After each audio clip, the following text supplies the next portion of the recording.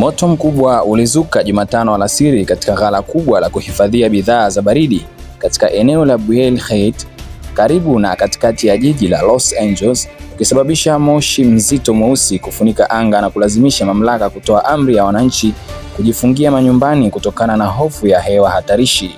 Kwa mujibu wa idara ya zimamoto ya Los Angeles, moto huo ulianza majira ya saa 8:30 mchana na kusambaa haraka kwenye paa la jengo ambalo lilikuwa limefunikwa na paneli za nishati ya jua. Moshi mkubwa ulionekana kutoka maeneo mbalimbali ya jiji, huku vikosi vya zimamoto vikikabiliana na hali ngumu ya kuuzima. Mamlaka zilitoa tahadhari ya dharura kwa wakazi wa maeneo yaliyo karibu, zikiwaagiza kufunga madirisha, milango na mifumo ya uangalizi wa hewa, kuzima viyoyozi na kubaki ndani ya vyumba vyao hadi hali itakapokuwa salama. Hatua hiyo ilichukuliwa kutokana na uwezekano wa kuwepo kwa gesi na kemikali hatarishi zinazoweza kuathiri afya ya wananchi.